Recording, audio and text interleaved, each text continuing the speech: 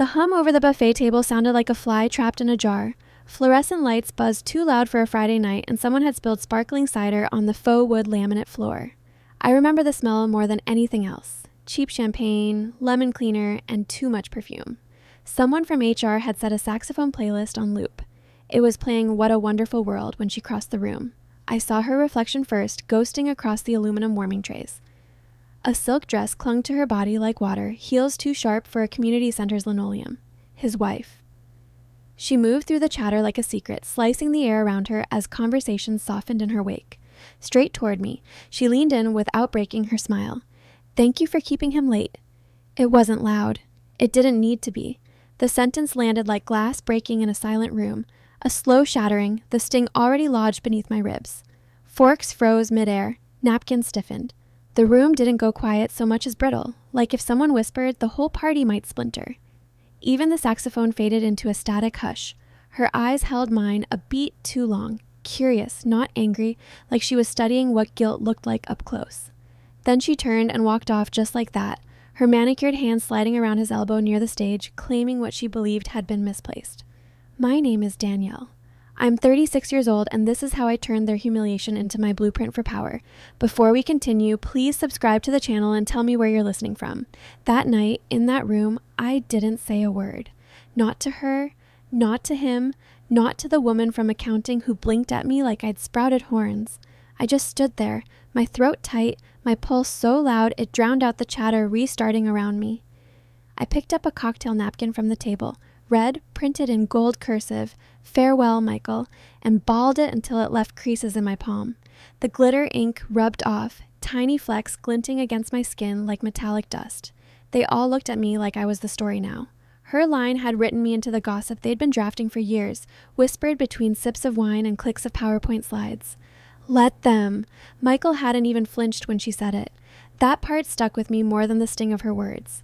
He just sipped his drink and chuckled, as if it were all some inside joke I was too dull to get. 10 years.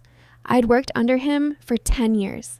Back when I started, we were still in the Columbus branch. Gray cubicles, flickering monitors, and the faint smell of burnt coffee baked into the carpet. I was fresh out of grad school, full of caffeine and ambition, typing like my life depended on it, and staying late to triple-check QA reports no one else bothered to read. Michael noticed, or at least I thought he did. He pulled me aside my third week, resting one elbow on my cubicle wall. "You've got the work ethic I wish more people here had," he'd said, the fluorescent light catching the sheen of his watch. "Stick close." So I did. I stayed late. Took notes during calls that stretched past midnight, sat in on meetings off the clock when he needed someone to keep track of the good ideas. Ordered his coffee so often I could recite it like scripture. Medium hot, 2 cream, 4 sugar, hazelnut swirl, no lid. I covered for him when he forgot meetings. I softened emails when he missed deadlines. I wrote proposals he signed his name on. I defended him, to my boyfriend, to my sister, to myself, because I thought loyalty meant eventual recognition. That one day, someone would look at my work and finally say, "She's the reason this place runs." That line between loyalty and being used, you only see it once you've crossed so far over it that you can't even trace the path back. Standing under those buzzing lights, surrounded by people who suddenly couldn't look me in the eye, I saw the line for what it was. Thin, brittle, and long since erased. They thought she'd caught me. They thought her remark had exposed an affair. But what none of them knew, what she didn't know, was that I had already started catching him. The napkin in my hand was damp with sweat when I slipped out the side door. Outside, March wind bit through my coat. It tangled my hair around the buttons, stung my eyes until tears came without meaning. I stood in the parking lot watching my breath fog and fade while the muffled music from inside bled through the walls. What a Wonderful World started again, looping like some cruel soundtrack to the moment my reputation died. This wasn't even his real farewell. The big one was 2 weeks away. A grand send-off with press, former executives, even his old professor from Michigan State. They called it his legacy celebration. He had a legacy. I had paperwork and a 10-year record of keeping him afloat. But I also had a plan forming, quiet and slow, like a bruise you don't notice until someone presses it. When I reached my car, I didn't drive right away. The inside smelled faintly of peppermint gum and printer ink from all the documents I'd shuttled between offices. My phone buzzed. A group chat notification. What did she mean by that? followed by a string of emojis I didn't bother reading. I turned the screen face down. Back in my apartment, the air felt too still. My upstairs neighbor's TV leaked faint laughter through the ceiling. I kicked off my heels, poured myself a glass of wine, and opened my laptop. Michael had once warned me, never send sensitive files to your personal email. Keep everything clean. I'd followed that rule. Everything separate, everything tidy, except one thing, a single forwarded chain I'd kept for reference. I wasn't even sure why. At the time, habit maybe, but now it felt like a door I hadn't realized I'd left cracked open. I typed in the search bar, expenses, then client dinner, then after hours. The results loaded slow, like the computer itself knew hesitation. Dozens of threads. One flagged message. Subject: duplicate timing discrepancy. Please confirm. It was from last December. A billing specialist had noticed something odd. Dinner receipt logged 8:52 p.m. Hotel bar tab filed to 8:49 p.m. 2 separate client names. Same night, same timestamp. Both under his approval. That was the same night I'd been editing his presentation from home, alone, half asleep, convinced I was helping him secure the company's biggest deal yet. My fingers tingled. It wasn't proof. Not yet, but it was something. The first loose thread on a suit he'd spent a decade stitching out of my labor. Outside my window, dawn crept pale and metallic across the skyline. The construction site across the street coughed up dust clouds that glowed orange in the early light. My coffee tasted like burnt paper. My reflection in the glass looked foreign, tired, yes, but steadier somehow. I didn't sleep. I couldn't. The world felt too sharp, too awake. She thought she'd exposed me, but she'd handed me the match. All I had to do was strike it. I didn't start digging out of anger. Not really. Anger burns too hot to last. What I felt was colder than that, like something calcified cracking loose after too many winters. That kind of feeling doesn't flare. It seeps.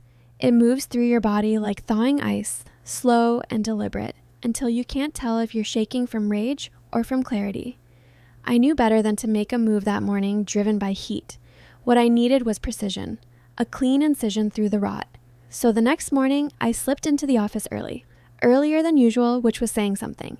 I used to be the first in, last out, quiet as a mouse, dependable as sunrise. I liked the stillness before the phone started ringing, before the air filled with fluorescent hum and small talk.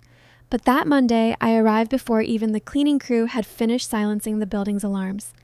The air inside still smelled like weekend vacancy, stale coffee, printer toner, faint citrus from janitorial supplies.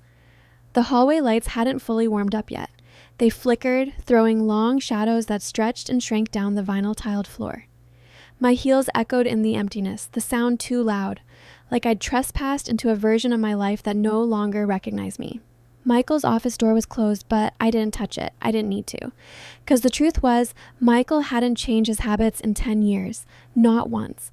Not his routines, not his passwords.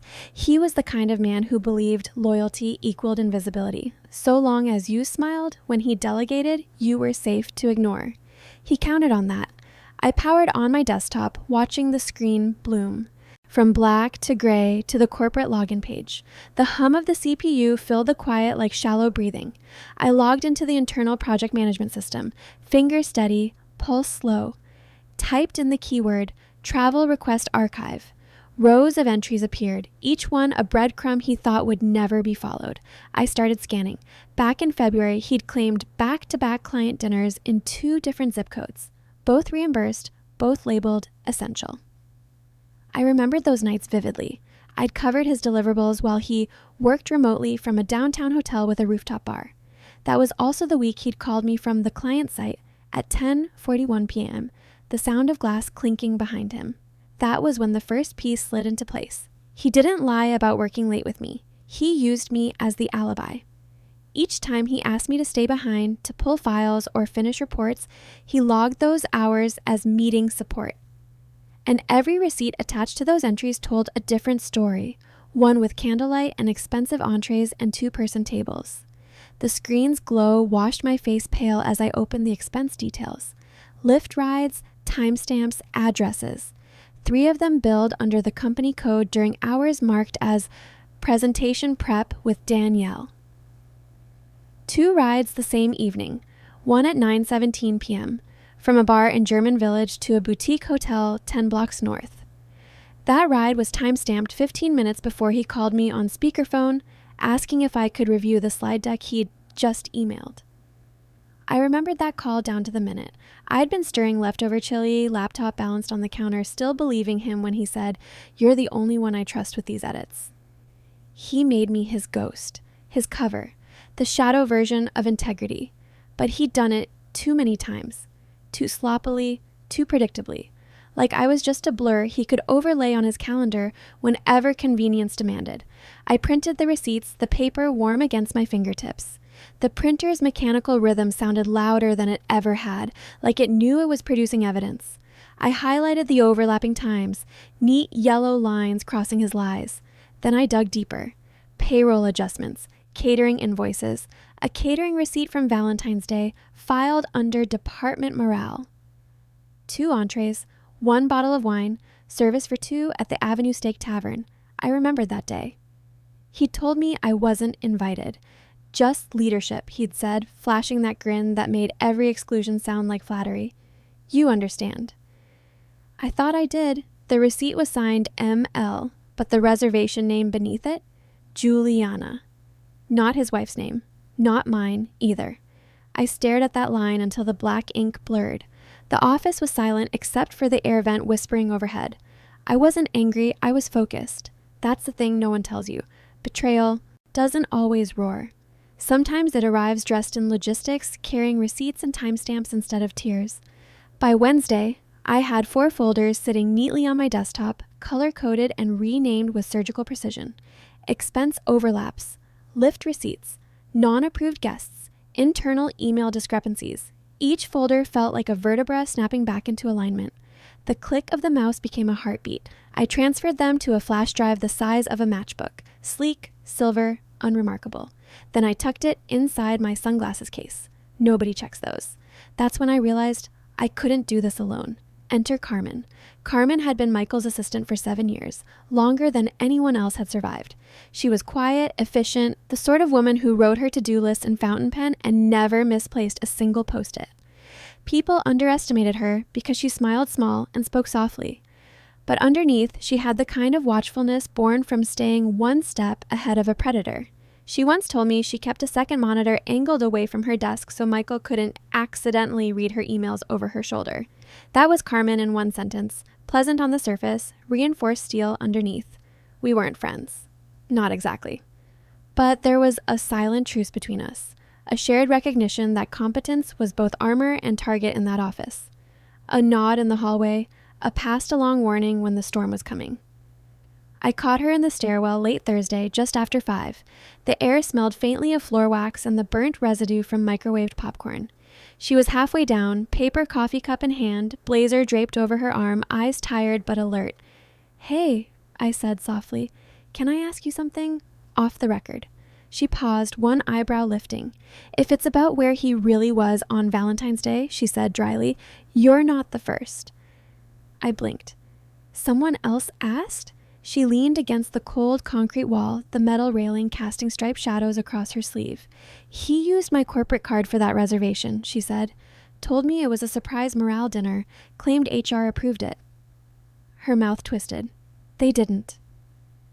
I studied her face, the faint lines carved from years of biting her tongue. "Did you report it?" I asked. She gave a short laugh, one without humor. "No one wants to be the girl who cries fraud right before the farewell cake." That sentence landed hard. I knew exactly what she meant. Every woman who'd spoken up in that office had been labeled difficult, emotional, ungrateful. We both knew what happened next. They got sidelined, quietly written out of the company photo. I reached into my bag, pulled out a printed lift receipt, and slid it toward her. No explanation, just paper and truth. She took it, her hand trembling slightly as she read the highlighted line. The timestamp, the pickup, address, the corporate tag. Her eyes flicked up to mine. I didn't need to say anything else. The silence between us filled with understanding. That night, my phone buzzed at 11:23 p.m., an email from Carmen. Subject line, legacy materials, internal draft, Q1 events. It was password protected. The password, when I guessed it, was almost laughably simple. His son's birthday. Of course. Inside the folder was an early version of the slideshow for his upcoming retirement gala, PowerPoint drafts, caption edits, image placements, even the run of show schedule. And there, buried midway through the file list, was a slide titled "A Decade of Dedication." The caption beneath a candid photo of Michael at a company mixer read, "Late nights, early mornings. Danielle always had my back." My name, in his farewell tribute. The same name his wife had weaponized in front of 100 people. He wasn't just using me, he was branding me into his myth. The loyal subordinate immortalized as footnote, sidekick, shield. My stomach turned, but my hand stayed still on the keyboard. I scrolled again, eyes catching another caption draft. "Behind every great leader stands great support." I could almost hear him saying it at the podium, that smug half-smile curling as the audience clapped, his wife glowing at his side. He'd make the insinuation sound like gratitude, the condescension like charm, and everyone would laugh because no one would know what it cost me to stand behind him for 10 years. That's when something inside me shifted. Not rage, not even vengeance. Something quieter, stronger. Purpose. I opened my phone's recorder app. The red dot blinked. I held it close to my mouth and whispered, almost to myself, "I will not be your alibi." Then I hit save. The file name appeared, 001. Statement. The screen dimmed, reflecting my face back at me. Tired eyes, but steady. The kind of steady that comes right before you start dismantling an empire brick by brick. I stopped answering my phone the week I started saving things. Not because I wanted to disappear. Mostly because I needed the noise to stop telling me what to feel. Every vibration, every notification felt like the world tugging at the threads I was trying to keep from unraveling. The sound of a ringtone became something I couldn't bear, a reminder of the life I was supposed to still be living while mine quietly rewired itself in the shadows. Even the office felt different now. The same beige walls, the same dull hum of HVAC vents, but the air had weight. It smelled of printer toner and stale coffee that no one bothered to pour out at night. Dust collected along the blinds, and when sunlight hit just right, it turned to glitter in the air. Lines of light cut across my desk like a barcode, like I was inventory instead of a person. I worked inside that thin light for hours, moving files from one folder to another like a surgeon laying out clean instruments before the database. Operation. There was no music, no chatter, just the click of my mouse and the occasional creak of the building settling. The rhythm of it all became hypnotic, an operating room of one, performing quiet autopsies on the truth. At night, I lay awake rehearsing the reveal. Not theatrically, cold, precise. Each move mapped like a chess sequence in my head. Who to trust, what to show, when to strike. Every scenario began and ended in silence. The fantasy of confrontation had burned out long ago. I didn't want shouting or spectacle. I wanted inevitability, a clean sequence that couldn't be undone once it started. I learned the rhythm of secrecy, how to breathe evenly when someone hovered near my desk, how to keep my tone measured when a manager asked about team cohesion, how to smile like I was fine while my pulse ticked double time beneath the calm. One afternoon, in the break room, a teammate glanced up from his coffee. "You okay?" he asked. His tone was casual, like asking about the weather. "I'm okay," I said, and smiled in the right rhythm. He nodded. People are generous with assumptions. The matchbook drive I kept in my sunglasses case had multiplied. I didn't even notice when it started. One copy became 2, then 4.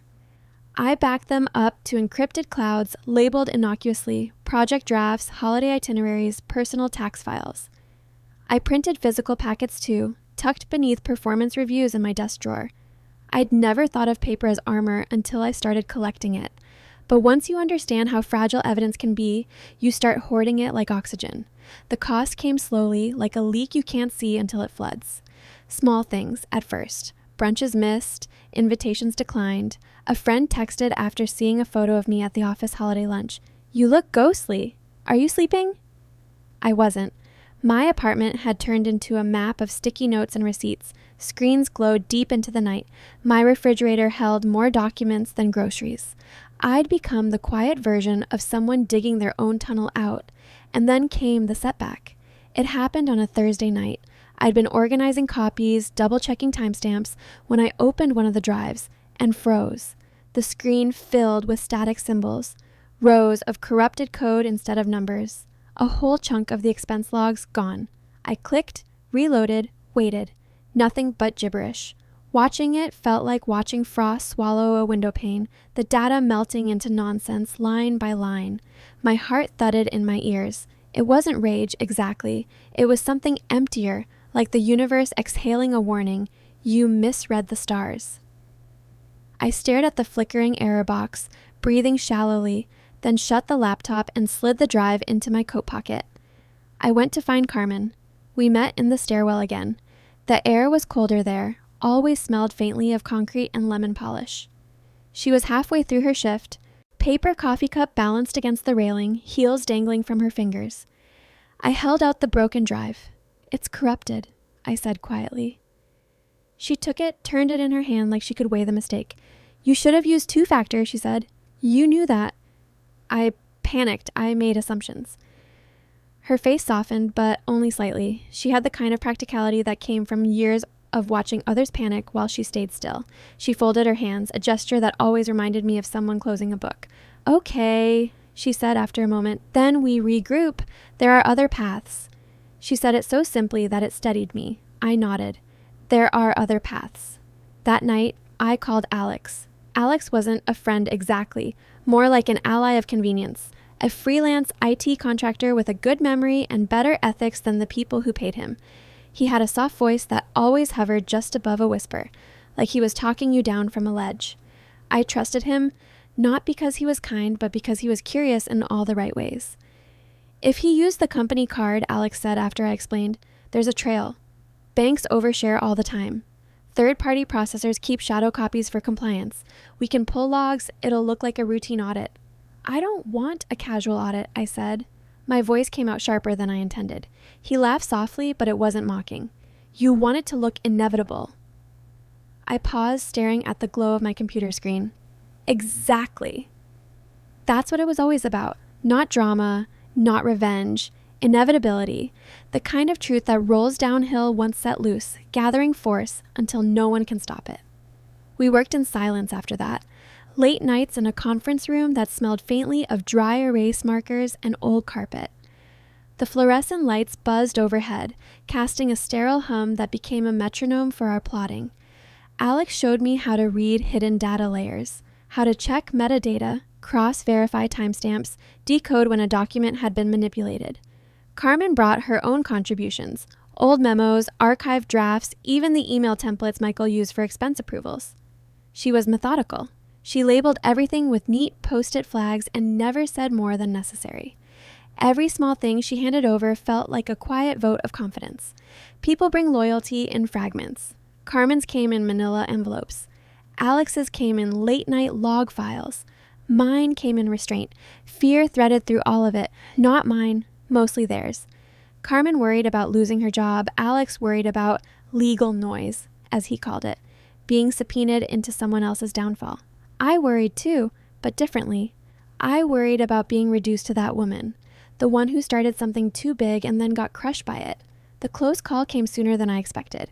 It was nearly 8 p.m. when I slipped into the server room to drop off a printout. The hallway lights had already dimmed for energy saving. Inside, the room glowed with a faint green pulse from the racks, each one humming like a sleeping beast. And there he was, Michael, bent over a terminal, headphones on, posture slouched the same way it had been for years. He didn't see me. For one frozen second, I stood 2 feet away from him, the man whose lies I'd been unspooling line by line. He looked harmless like that. Just another middle-aged man scrolling through files he barely understood, surrounded by blinking lights and the hum of machines he assumed were loyal. I could have walked away. I almost did. But instead, I turned toward the supply closet and pretended to look for a screwdriver. My fingers trembled against the metal shelves. My heart pounded loud enough I was sure he could hear it. He didn't. He just kept typing, humming faintly under his breath. It was the kind of small cowardice that feels like survival. I slipped out without a sound. That night, I ate instant noodles at my kitchen table. The steam fogged my glasses as I watched the news scroll headlines I didn't care about. My reflection in the dark window looked unfamiliar. Hair pulled back, eyes hollow but alive. I thought of that farewell party again, of the wife's voice slicing through the room like a blade wrapped in silk. Thank you for keeping him late. I thought about how humiliation can become propulsion, and I thought about that corrupted file, the warning it carried, and decided I would never trust a single copy again. We retooled the plan after that. Carmen would handle the small, precise risks. She'd collect an audio clip from a voicemail Michael had left for a vendor, the same vendor who filed the suspicious charges. Alex would anonymize the receipts, cleaning the metadata so it looked like third-party verification. I would stitch everything into a single-page summary so starkly factual it could survive a courtroom. No emotion, no commentary, just evidence that spoke for itself. It became surgical, precise, legal enough to terrify him once it saw daylight. I practiced the language at night. How to write a report that sounded clinical but landed like a blade. I rehearsed tone out loud, standing in the dark. Calm, detached, unimpeachable. If I go loud, I said to Carmen one afternoon, they'll call me dramatic. If I go quiet, they'll ignore it. I need the exact volume. She looked up from her notes, the corner of her mouth lifting. Then make it the volume of truth. Sometimes I think plans are just maps of bravery. You can chart every road, label every turn, but at some point you have to walk it in real time, alone. By the Friday before his farewell gala, everything was duplicated twice over. Drives encrypted. Prints sealed in 3 envelopes, one for HR, one for the board, one for the press. An email drafted and unsent, scheduled, but paused. I'd barely slept. The city outside my window was still half dreaming when I left for work. Sky pale, shop fronts dark, the streets wet from night rain. I walked through the office lobby and caught my reflection in the glass doors. I looked like both a thief and a judge. I had stolen my piece to buy this clarity. I'd measured his thefts in hours, and now it was time to balance the ledger. That afternoon, Carmen appeared by my desk. Her heels barely made a sound. She slid a thin envelope across the table. "This is the voicemail," she whispered. "He left it for the catering manager." Her hand brushed mine. The paper was warm, real, final. I closed my hand around it like a promise. The world felt very still. Then I said, almost to myself, "We'll do it on their stage." The words hung there, soft, deliberate, absolute. And just like that, resolve stopped feeling like a wound. It felt like a skin I could finally live inside. It was raining the night of the farewell, not a storm, just that steady Ohio drizzle that seeps into everything. The kind that soaks your sleeves before you notice, that turns breath into mist, that makes streetlight halos bleed at the edges. Umbrellas dotted the sidewalk like punctuation marks in a sentence that never quite ended.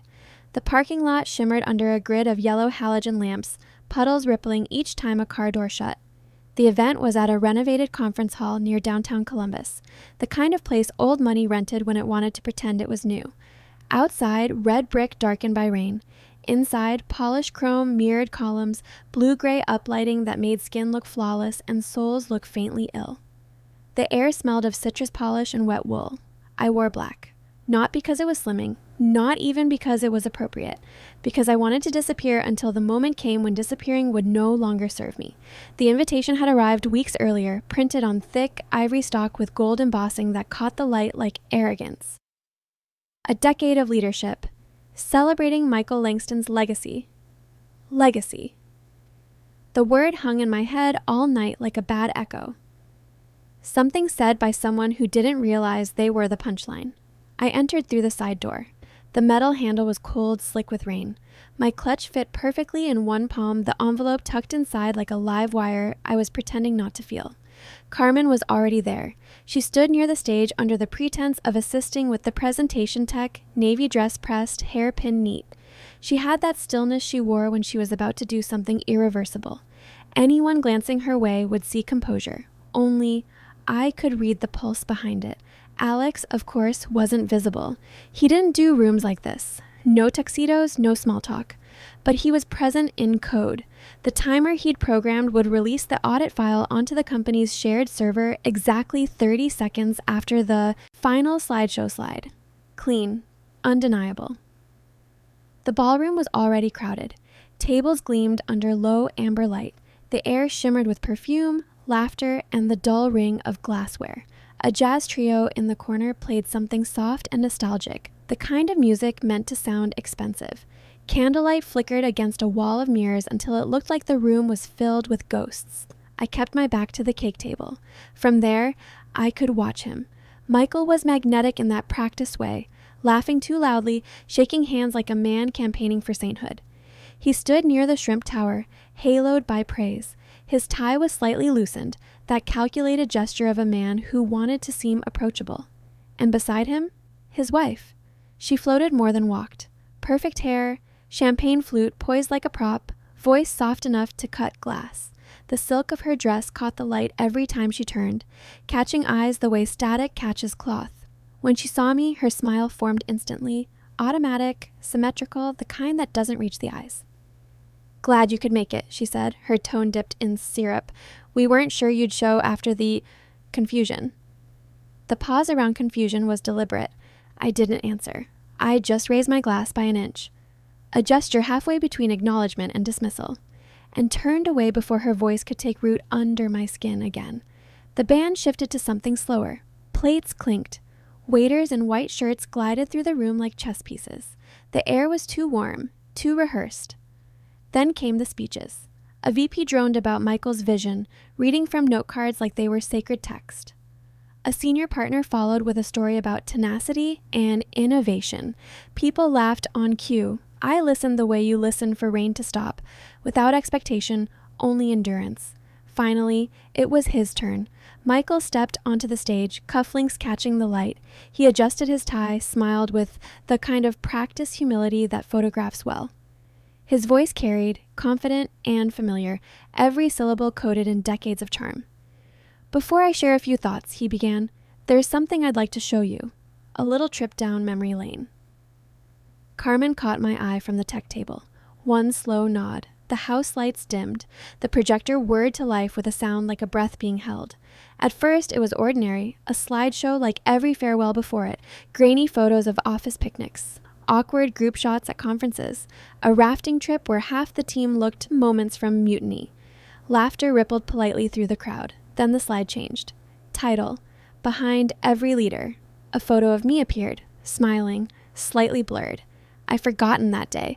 A team lunch years ago, someone else holding the camera. And then, a second slide. Receipts, timestamps, screenshots. At first, the audience didn't register it. A beat of confusion rippled through the tables. Then the next image appeared. A spreadsheet with overlapping entries, a corporate card charge circled in red, duplicate reimbursements, dinner receipts labeled client relations with 2 names blurred, 1 highlighted. A slow crossfade to another image, a Lyft ride, 9:17 p.m. The text magnified itself automatically the way Alex had scripted. Then a voice clip began to play through the speakers. Michael's voice, unmistakable.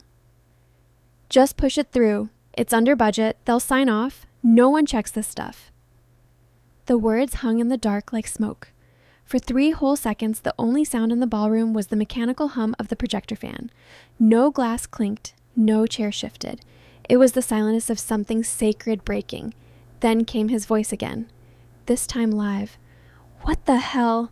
He stepped forward, waving his hands as if he could fan away the evidence. His wife reached for his arm, whispered something into his sleeve, but her voice trembled. Her face cracked. Not visibly to everyone, maybe, but I saw it. The tiny fracture at the edge of her practiced composure. Michael lunged toward the podium, maybe to kill the feed, but Carmen was faster. She cut the projector before he touched the cord. The screen went black. The room didn't recover. Conversations didn't resume. They erupted. Phones lit up across tables. Heads bent together. Someone called for HR. Another slipped into the hallway to phone legal. The jazz trio stopped mid-measure.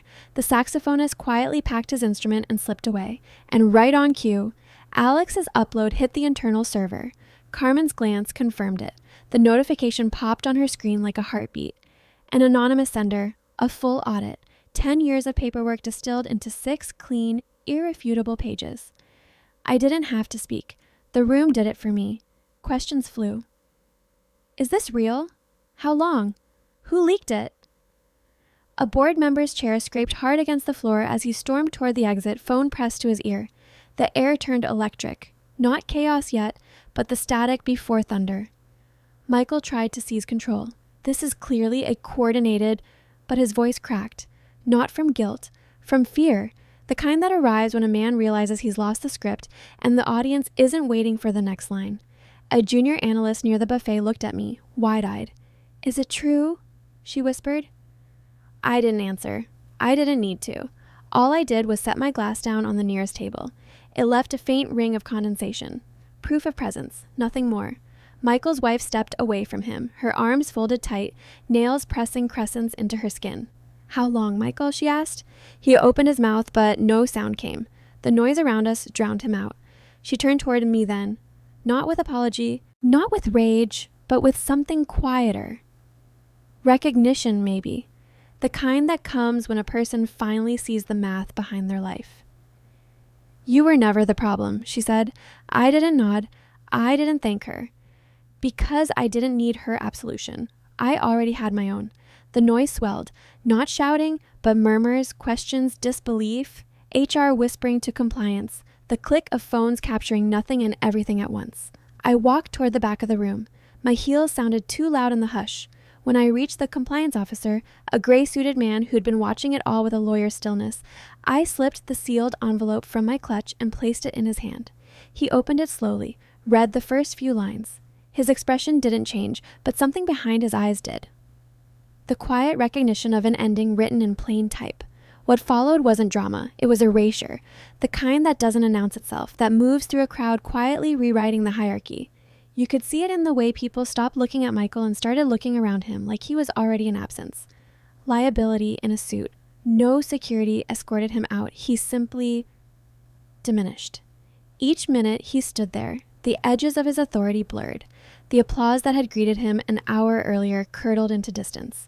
He looked smaller, the spotlight harsher. The lights never came fully back up. No one cut the cake. The icing glistened untouched under the amber bulbs. When I finally stepped outside, the rain was still falling. A fine mist now, clinging to hair, to breath, to relief. Carmen joined me, under the awning, her phone still in her hand, the faint blue glow lighting her face. "It worked," she said softly. I looked back through the glass doors. The banner above the stage swayed in the vent's breeze, its gold letters warped by shadow. A decade of dedication. No one inside was dedicated anymore. "The room didn't fall silent because of me," I said. Carmen shook her head. "No, it fell silent because of what he did." I met her eyes. And what we made visible. The rain thickened just enough to blur the reflection of the hall lights on the pavement. Behind us, the hum of conversation faded into the night, swallowed by drizzle and distance. For the first time in months, I inhaled deeply. The air tasted clean. The Monday after the party, a company-wide email went out at 7:03 a.m. sharp. No greeting, no flourish, just a subject line that read, "Leadership Transition Announcement." The body of the message was short, corporate neutral, like a smile with no eyes behind it. Effective immediately, Michael Langston's retirement has been accelerated. The firm will be conducting a routine audit of expense reporting practices. Routine. Right. The word sat on the screen like a joke that didn't know it was one. Outside my window, the city was still gray from rain. A bus hissed at the curb. The sound of tires on wet pavement filled the room.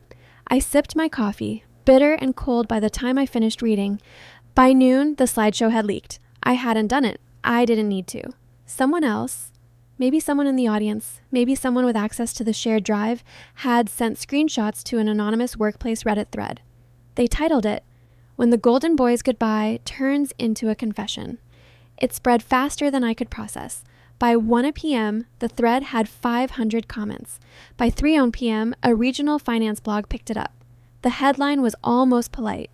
Langston firm faces audit amid expense reporting concerns. That evening, my phone buzzed with a LinkedIn message from a journalist at a mid-tier Columbus paper. "Would you like to comment?" she wrote. I didn't reply, because this wasn't about being quoted. It was about no longer being erased. That was the part people never understood about exposure. It wasn't revenge. It wasn't even justice. Not exactly. It was reclamation. Taking back the space where your voice had been edited out. HR called me in for a fact-finding session on Wednesday morning. The meeting invite came at 6:45 a.m., early enough to make it clear they wanted control of the narrative before the rest of the office arrived. The room they used was one of those glass cubes near reception. Neutral colors, potted plant in the corner, air too cold to breathe comfortably. 2 HR reps sat across from me.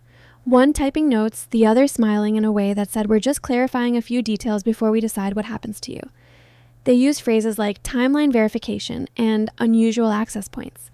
Every question was a test, not of knowledge, but of tone. I stayed still, steady.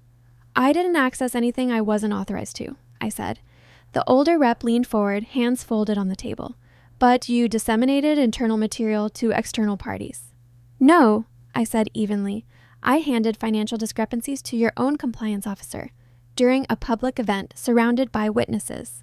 The younger rep's fingers paused above the keyboard, silence stretched. That kind of tight, professional silence that means something important just landed and no one wants to admit it. Finally, the older rep said, "We'll be in touch." By the end of the day, I got an email offering me a few weeks of paid leave to let things settle. I accepted without hesitation because I knew what came next wouldn't be settled. There's a kind of soundness that follows when truth breaks open. It isn't peace. It's pressure escaping the room. It leaves a hum in your chest like the air itself has to recalibrate. By the end of that week, Carmen's contract was converted into a permanent operations role. No announcement, just a quiet update in the internal directory. Alex got a silent contract extension. HR never mentioned their names in the follow-ups, but I knew exactly who had helped make the story irreversible. Michael vanished like he'd never existed. His name was wiped from the company website within 72 hours. His photo disappeared from the hallway wall of distinguished leadership. His email bounced. His voicemail was reassigned. One day he was a legacy, the next a rumor. Someone else took credit for his final slideshow. Someone always does. I kept my head down, but not bowed, because something strange happens after the storm. People start looking at you differently, not kindly, not even warmly, just differently, like you've become a mirror they can't quite face. A few days into my leave, I found a note on my desk when I went in to collect some personal things. The handwriting was tidy, careful. Beth from procurement. He made me cry once in front of the entire floor. I never forgot it. Thank you. Next to it, a yellow post-it from a junior team member. Just 2 words. You weren't crazy. I read them twice, then folded both notes and slipped them into my coat pocket. It wasn't validation. It was proof of witnesses, of how many small silences had been waiting for someone to break the big one first. The office had gone quieter. The kind of quiet that isn't absence, but awareness. People whispering at printers, Slack channels half deleted, every conversation prefaced with "off the record." I'd become the cautionary tale and the blueprint at once, and somehow that was enough. A few weeks later, I was at a diner outside Grove City, one of those places with pleather boots that squeak when you shift and chrome napkin holders polished to blindness. The coffee was refillable and tasted faintly of rust, but the waitress kept pouring it like ritual. The rain had followed me there too, streaking the window in slow diagonal lines. I was halfway through a turkey club when my phone buzzed. A private message. No name, just the preview line. No subject. When I opened it, I saw her name. Michael's wife. I didn't move for a long moment. The smell of frying oil and wet coats filled the air. A truck rumbled past outside, shaking the glass. Her message was short. "I'm sorry. He told me you were the one who needed the extra hours. That you volunteered. That you..." I stopped reading. Because I didn't need her revision, and I didn't need her pity. I had already survived the truth. I didn't need its apology. I turned the screen face down on the table and let it buzz once more before it went still. For the first time in years, I didn't feel like I owed anyone a response. When I left the diner, the drizzle was back. Light, persistent, threading through the air like memory. The streetlights reflected in the puddles like broken halos. I walked home without rushing. My coat grew damp at the cuffs. The air smelled like wet earth and relief. It reminded me of that night outside the conference hall. The same gray quiet, the same soft rain. But this time, it didn't feel like something seeping in. It felt like something washing off. They called it a scandal. I called it overdue. Either way, it was done. And so was I. I used to think stories ended when justice was served, but now I know they end when the noise finally fades and you can hear yourself breathe again, when you can say your own name and it doesn't sound like someone else's footnote. I went home, turned off my phone, sat by the window as the rain tapped against the glass, slow and steady. The city lights blurred. Somewhere in the distance, a train horn echoed through the drizzle, and for the first time in a long while, I didn't flinch at the sound. If you were in my shoes, what would you have done? Let me know in the comments. And don't forget to subscribe for more stories like this.